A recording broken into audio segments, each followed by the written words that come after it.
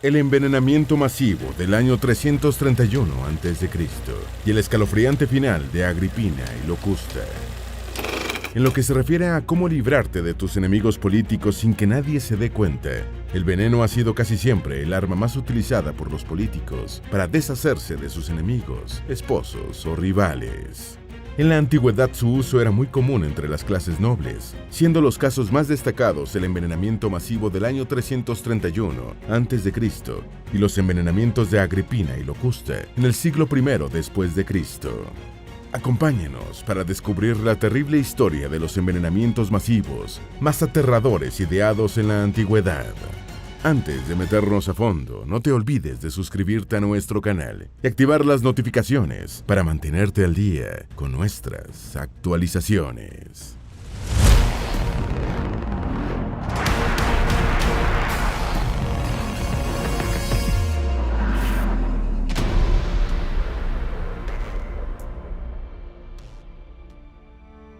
El envenenamiento masivo en la antigua Roma en el año 331 a.C. De acuerdo con lo que cuenta Tito Livio, un historiador de la antigua Roma, en su obra Ab Urbe Condita, desde la fundación de la ciudad, hubo un envenenamiento masivo efectuado por unas 170 matronas romanas. De este hecho existen dos interpretaciones. Una de ellas apunta hacia una vendetta y la otra que buscaban la cura de una epidemia. En la versión de la vendetta, una serie de hombres eminentes habían estado muriendo de manera misteriosa, mientras Roma era atacada por una epidemia de influenza, en que aquella época era llamada la fiebre de Perinto, en el año 331 a.C. De acuerdo con el profesor Richard Bauman, estas mujeres nobles aprovecharon la epidemia para asesinar a sus maridos con veneno, rebelándose contra el matrimonio romano que, de ser cierto, las convertiría en el primer movimiento de envenenamiento masivo creado por mujeres de la historia. Dichos asesinatos estuvieron a punto de quedar impunes, de no ser porque una esclava anónima denunció la conspiración de las matronas romanas al edil Quintus Fabius Maximus, diciéndole que si le daba inmunidad, les daría la ubicación del veneno que estaba acabando con los hombres de la nobleza. Tras garantizarles su protección con el apoyo del Senado, la esclava los llevó hasta el sitio donde estaban las vasijas con venenos, y estas fueron trasladadas al foro romano. Posteriormente, tras citar a unas 20 mujeres, lideradas por las matronas romanas Sergia y Cornelia, estas se defendieron alegando que eran pócimas para curar a los enfermos. Ante esta declaración, la esclava les dijo que tomaran los brebajes para demostrar que eran saludables, algo que las mujeres, por razones desconocidas, aceptaron y que acabó provocándoles la muerte. Asombrados ante esta rebelión femenina, el Senado decidió perdonarles la vida a las otras 170 conspiradoras y mandarlas al destierro, alegando que actuaron movidas por la locura, por lo que no les cabía en la cabeza que las mujeres pudiesen cometer en su sano juicio tal atrocidad contra los hombres. Las asesinas accidentales. Según la doctora Edith Lister, existe otra explicación para el envenenamiento masivo del año 331 a.C. De acuerdo con esta autora, las matronas romanas no estaban conspirando para asesinar a sus maridos, sino que estaban buscando un alivio o incluso una cura a los afligidos por la influenza, empleando cicuta y acónito. Plantas en pequeñas cantidades se consideraban beneficiosas para tratar enfermedades respiratorias en aquella época, pero que mezcladas o en grandes cantidades podrían provocar la muerte de forma casi instantánea. Usando su influencia social, las matronas les dieron sus curas venenosas a los pacientes, quienes las aceptaron como una muestra de buena voluntad de personas que conocían y en las que confiaban, sin pasar por los canales de seguridad habituales, tal y como era el caso de los catadores de venenos. Cuando algunos de estos hombres murieron rápidamente, surgieron sospechas. Una esclava que presenció cómo las matronas hacían las pócimas, y tal vez con la esperanza de alguna recompensa, informó sobre sus dueños, quienes luego fueron interrogados por Quintus Fabius. Para demostrar su inocencia, tanto del crimen como de sus medicinas, se ofrecieron a probar su testimonio bebiendo las pociones ellas mismas, con resultados fatales. Los interrogatorios posteriores llevaron a otras 170 matronas que estaban haciendo las curas o reuniendo materiales. Debido a que no había un motivo claro para los asesinatos, tras declarar a las mujeres mentalmente inestables, las autoridades recurrieron a un ritual sagrado de clavum figere, literalmente, clavar un clavo. Se realizaba como piaculum, una forma de sacrificio expiatorio para el cual se designaba a un dictador únicamente con ese propósito. La conspiración de las tres dagas. Agripina la joven nació el 6 de noviembre del año 15 después de Cristo en Oppidum Ubiorum, un puesto avanzado romano en el río Rin, ubicado en la actual Alemania. Sus padres fueron el general romano Germánico y la matrona Agripina la mayor, y tuvo por hermanos mayores a Nerón César, Druso César, Calígula, y por hermanas menores a Julia Drusila y Julia Livilla. De acuerdo con sus biógrafos, Agripina la joven vivió sus primeros años en Germania, hasta la muerte de su padre Germánico, quien fue asesinado en una conspiración cortesana. Posteriormente, cuando tenía unos 13 años, su tío abuelo Tiberio la comprometió en matrimonio con Gnaeus Domitius Aneo Barbus, un rico cónsul de unos 32 años, que era considerado en su época como un hombre despreciable. No se sabe gran cosa de cómo fue la relación que tuvo Agripina con su primer marido, salvo que vivieron en las ciudades Antium y Roma.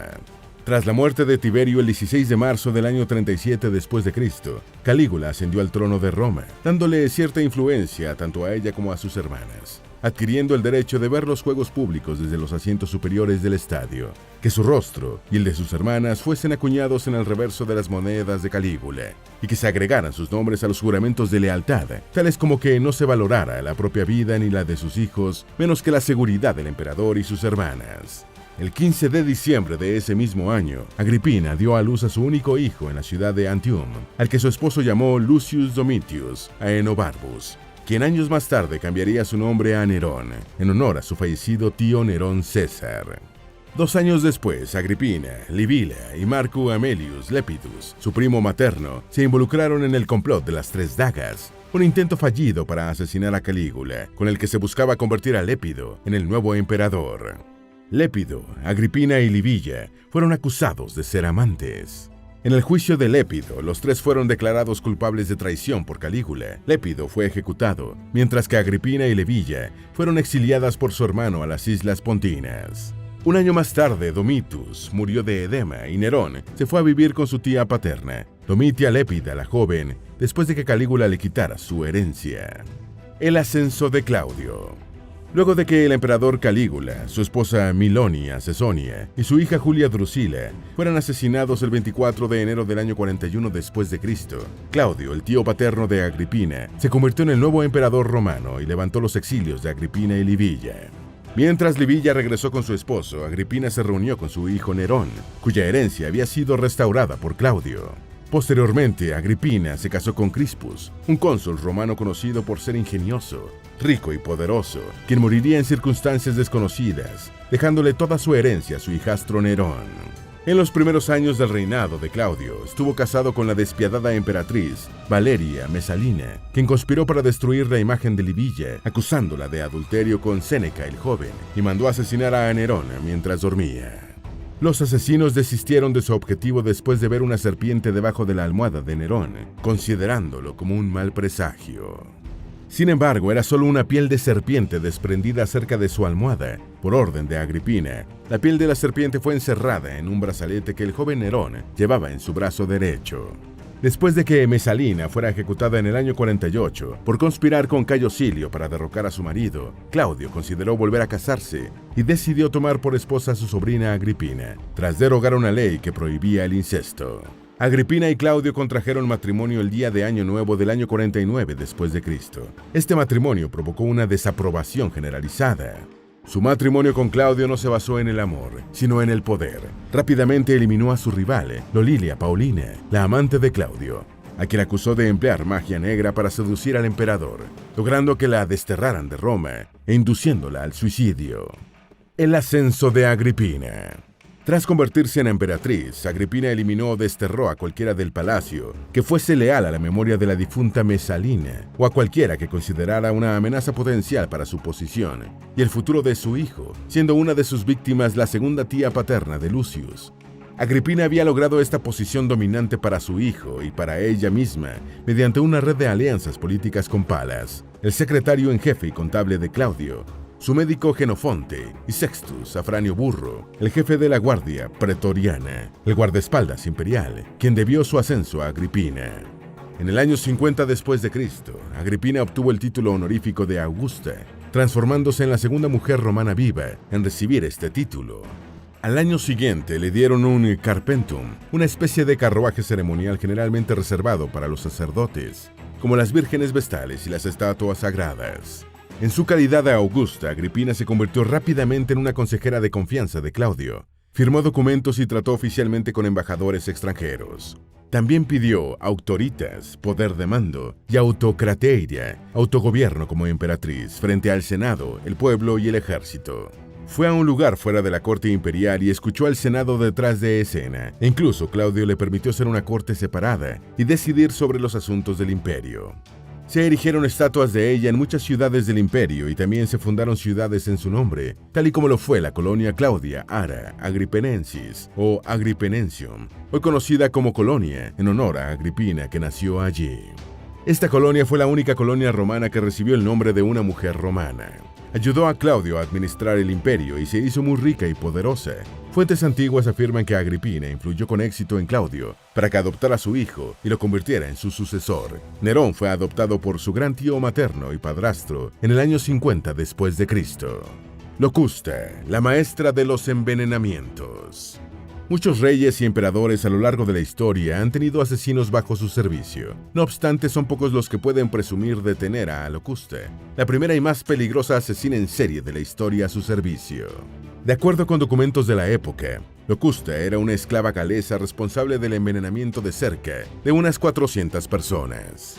Fue arrestada y condenada a muerte por las autoridades de la época, cuando la emperatriz Agripina decidió perdonarle la vida a cambio de sus servicios como asesina. El 13 de octubre del año 54 le prepararon al emperador Claudio un plato de setas comestibles mezcladas con setas amanita, faloides que son letales. De acuerdo con otras versiones, se piensa que pudo haber sido arsénico, ya fuese un veneno u otro. Lo cierto es que Claudio sufrió vómitos y diarreas, que los llevaron a la muerte, dejando a Nerón como su sucesor.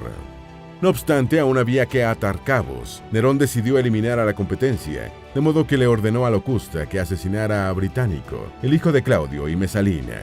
Ante el miedo que le acusaran del crimen, Locusta preparó una bebida que solo produjo una diarrea al hermanastro del nuevo emperador.